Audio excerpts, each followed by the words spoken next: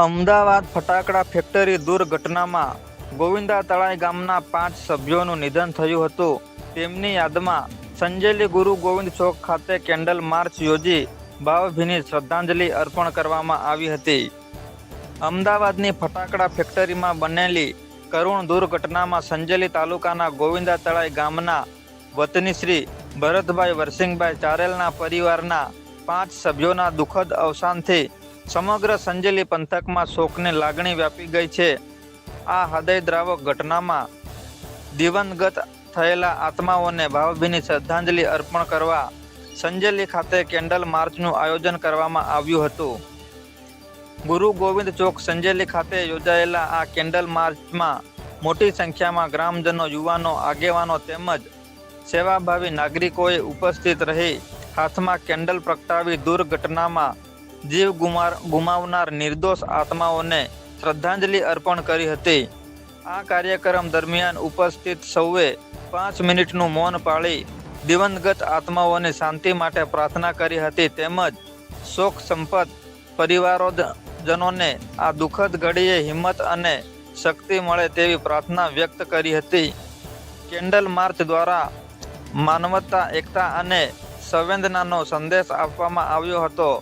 કાર્યક્રમના અંતે સૌએ દિવંગત આત્માઓને પુષ્પાંજલિ અર્પણ કરી તેમના આત્માની શાંતિ માટે ઈશ્વરને પ્રાર્થના કરી હતી.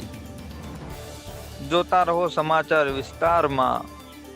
આજ રોજ સંજેલી ગુરુ ગોવિંદ ચોક ખાતે અમે સંજેલી તાલુકાના દરેક સમાજના ભાઈ બહેનો ભેગા થઈ અને જે અમદાવાદની ન્યૂ ગુજરાત વર્કર્સ ફટાકડાની ફેક્ટરીની અંદર જે સંજેલી તાલુકાના એક જ ઘરના એક જ પરિવારના 5 વ્યક્તિઓને જે મૃત્યુ પામ્યા છે, જે લોકોને શ્રદ્ધાંજલિ પાઠવવા માટે અમે એકત્રિત થયા છે અને સાથે સાથે જે સિંગોડ તાલુકાના મલેપુર ગામના હોય કે પછી અમારા સંજેલી તાલુકાના પીછોડા ગામના અને અન્ય જે લોકો મૃત્યુ પામ્યા છે એમને પણ અમે શ્રદ્ધાંજલિ પાઠવીએ છીએ.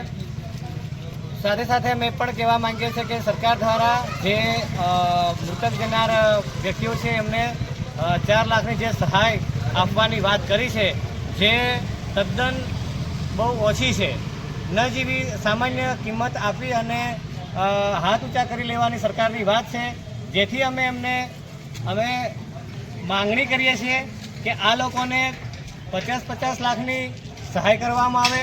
કેમ કે જે 4-5 લાખ રૂપિયા તો જે સરકારમાં બેઠેલા જે નેતાઓ હોય છે એ ચેકડેમ બનાવીને કે સીસી રોડ બનાવીને કમાઈ લેતા હોય છે, તો શું આ જે મૃત્યુ પામ્યા છે એ આદિવાસી છે એટલા માટે એમના જોડે ભેદભાવ કરી રહ્યા છો? જ્યારે અમદાવાદની અંદર વિમાન દુર્ઘટના બની એમાં દરેક મૃતક જનાર વ્યક્તિને 1-1 કરોડની સહાય આપવામાં આવી હતી.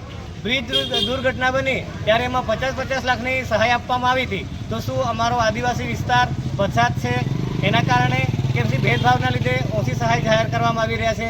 એટલે અમારી આદિવાસી સમાજની માંગ એવી છે કે એમને યોગ્ય વળતર આપવામાં આવે અને જે ફેક્ટરીના માલિકો છે એમના પર પણ કડકમાં કડક સજા થાય એવી અમારી માંગણી છે. જય જોહાર, જય આદિવાસી.